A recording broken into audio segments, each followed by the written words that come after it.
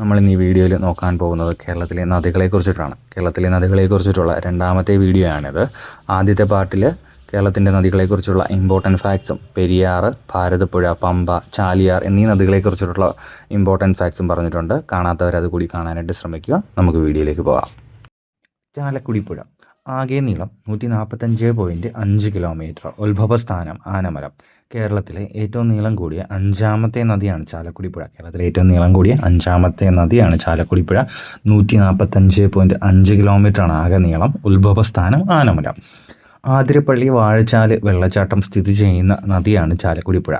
ജൈവവൈവിധ്യം ഏറ്റവും കൂടുതലുള്ള നദിയാണ് ചാലക്കുടി പുഴ. ജൈവവൈവിധ്യം ഏറ്റവും കൂടുതലുള്ള നദിയാണ് ചാലക്കുടി പുഴ.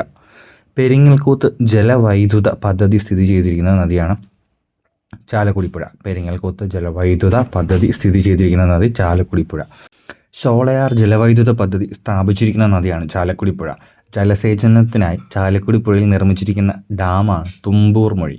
ജലസേചനത്തിനായിട്ട് ചാലക്കുടി പുഴയിൽ നിർമ്മിച്ചിരിക്കുന്ന ഡാം ഏതാണ്? തുമ്പൂർ മൊഴി.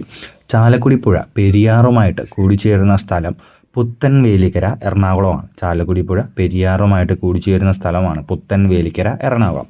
കേരളത്തിലെ ഏറ്റവും കൂടുതൽ മത്സ്യ സമ്പത്തുള്ള നദിയാണ് ചാലക്കുടി പുഴ. കേരളത്തിലെ ഏറ്റവും കൂടുതൽ മത്സ്യ സമ്പത്തുള്ള നദി ചാലക്കുടി പുഴയാണ്.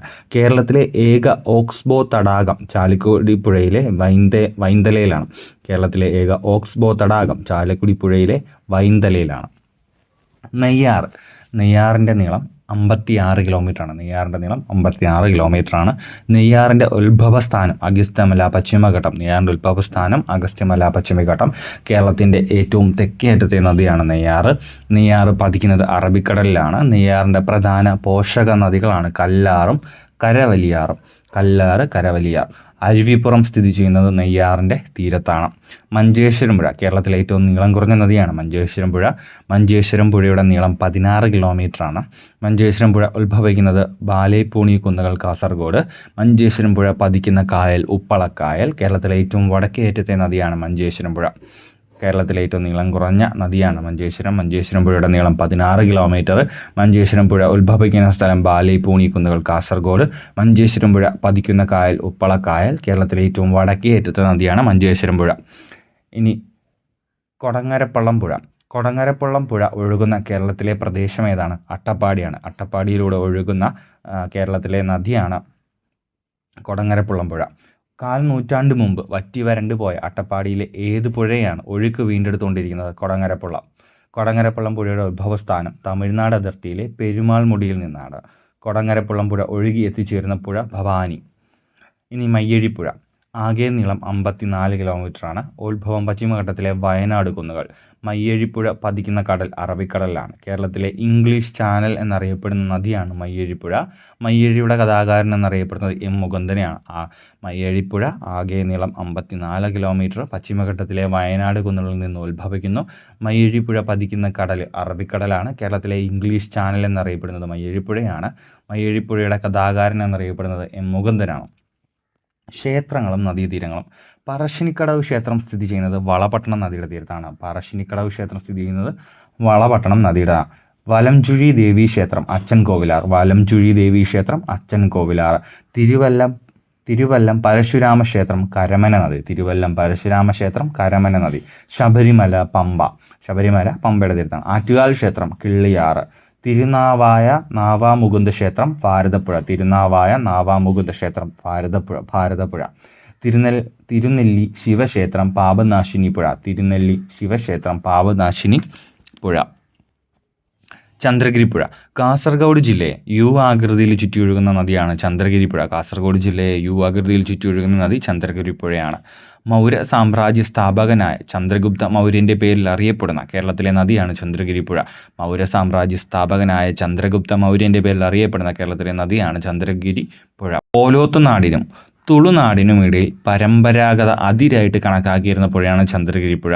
കോലോത്തുനാടിനും തുളുനാടിനും, അതായത് കേരളത്തിനും കർണാടകയ്ക്കുമിടയിൽ പരമ്പരാഗത അതിരായിട്ട് കണക്കാക്കിയിരുന്ന ഒരു പുഴയാണ് ചന്ദ്രഗിരി പുഴ. കല്ലടയാറ്. പുനലൂർ തൂക്കുപാലം സ്ഥിതി ചെയ്യുന്ന നദിയാണ് കല്ലടയാറ്. പാലരുവി വെള്ളച്ചാട്ടം സ്ഥിതി ചെയ്യുന്നത് കല്ലട നദിയിലാണ്. കല്ലടയാറിൻ്റെ പോഷക നദികളാണ് കുളത്തൂപ്പുഴ, ചെന്തുരുണി, കൽത്തുരുത്തി. കല്ലടയാറിൻ്റെ പതനസ്ഥാനം അഷ്ടമുടി കായലാണ്. അഞ്ചരക്കണ്ടിപ്പുഴ ഉത്ഭവസ്ഥാനം കണ്ണോത്തുവനം തലശ്ശേരി താലൂക്ക്. അഞ്ചരക്കണ്ടിപ്പുഴയുടെ പ്രധാന പോഷക നദികളാണ് ഇടുമ്പന്തോട്, കപ്പത്തോട്. അഞ്ചരക്കണ്ടിപ്പുഴ ഒഴുകുന്ന ജില്ല കണ്ണൂർ. പരളശ്ശേരി തൂക്കുപാലം നിർമ്മിച്ചിരിക്കുന്നത് പുഴ അഞ്ചരിക്കണ്ടയിലാണ്. ധർമ്മടം ദ്വീപ് സ്ഥിതി ചെയ്യുന്ന നദിയാണ് അഞ്ചരക്കണ്ടിപ്പുഴ.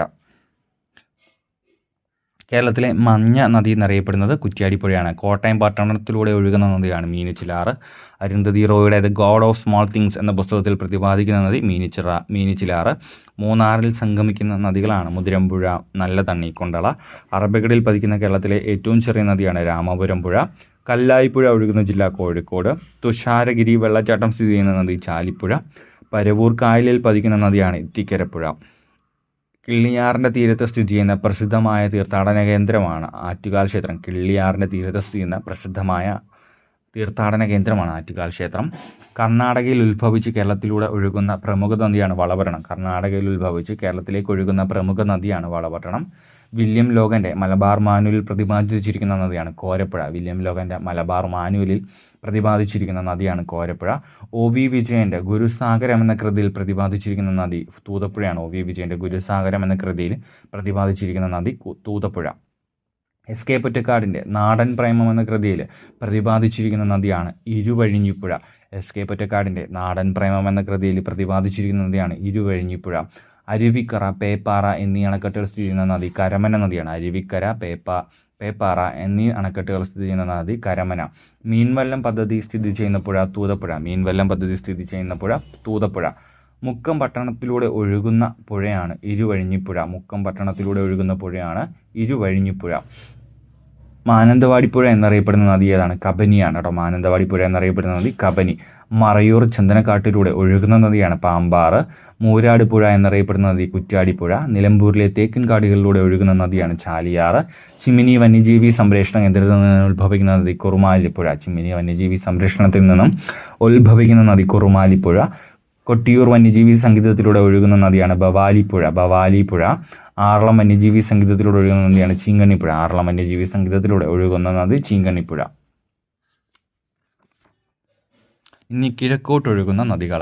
കബനി കേരളത്തിലെ നീളം 56.6 കിലോമീറ്ററാണ്. ആകെ നീളം 240 കിലോമീറ്ററാണ്. കേരളത്തിൽ കിഴക്കോട്ടൊഴുകുന്ന ഏറ്റവും വലിയ നദിയാണ് കബനി. ഏതെല്ലാം നദികൾ കൂടിച്ചേർന്നാണ് കബനി നദി രൂപപ്പെടുന്നത്? പനമരം, മാനന്തവാടി നദികൾ. കബനി അറിയപ്പെടുന്ന മറ്റൊരു പേരാണ് കപില. കബനി ഉത്ഭവിക്കുന്ന സ്ഥലം തൊണ്ടാർമുടി, വയനാട്. കബനി നദിയുടെ പതനസ്ഥാനം കാവേരി, കർണാടക.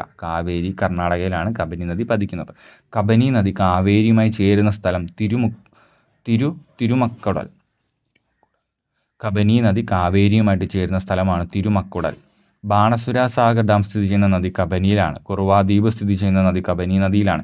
കേരളത്തിൽ നിന്നും ഉത്ഭവിച്ച് കർണാടകത്തിലേക്ക് ഒഴുകുന്ന ഏക നദിയാണ് കബനി. കബനിയുടെ നദീതീരത്ത് സ്ഥിതി ചെയ്യുന്ന ദേശീയോദ്യാനമാണ് നാഗർഹോള ദേശീയോദ്യാനം, കർണാടക. കബനി നദിയുടെ തീരത്ത് സ്ഥിതി ചെയ്യുന്ന ദേശീയോദ്യാനമാണ് നാഗർഹോള ദേശീയോദ്യാനം, കർണാടക. ഭവാനി കേരളത്തിലെ നീളം 37.5 കിലോമീറ്ററാണ്. കേരളത്തിലെ നീളം 37.5 കിലോമീറ്റർ. ആകെ നീളം 217 കിലോമീറ്ററാണ്. ഉത്ഭവം നീലഗിരി. പതനസ്ഥാനം കാവേരി, തമിഴ്നാട്. ഭവാനിയുടെ പ്രധാന പോഷക നദിയാണ് ശിരുവാണി. ഭവാനി ഒഴുകുന്ന ജില്ല പാലക്കാട് ജില്ലയാണ്. ഭവാനിയുടെ മറ്റൊരു പോഷക നദിയാണ് വരയാർ. അട്ടപ്പാടിയിലൂടെ ഒഴുകുന്ന നദിയാണ് ശിരുവാണി. തമിഴ്നാട്ടിലെ കോയമ്പത്തൂരിലേക്ക് ശുദ്ധജലം എത്തിക്കുന്ന കേരളത്തിലെ അണക്കെട്ടാണ് ശിരുവാണി അണക്കെട്ട്. മുക്കാലി തടയണ സ്ഥിതി ചെയ്യുന്ന നദിയാണ് ഭവാനി.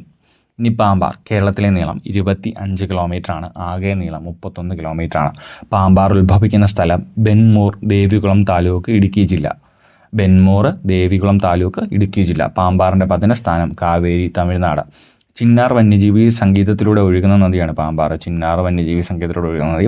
കേരളത്തിലെ കിഴക്കോട്ടൊഴുകുന്ന ഏറ്റവും ചെറിയ നദിയാണ് പാമ്പാർ. കേരളത്തിൽ കിഴക്കോട്ടൊഴുകുന്ന ഏറ്റവും വലിയ നദി കബനിയും ഏറ്റവും ചെറിയ നദി പാമ്പാറുമാണ്.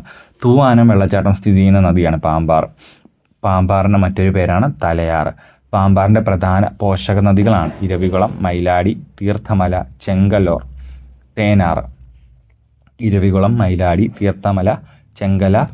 തേനാർ.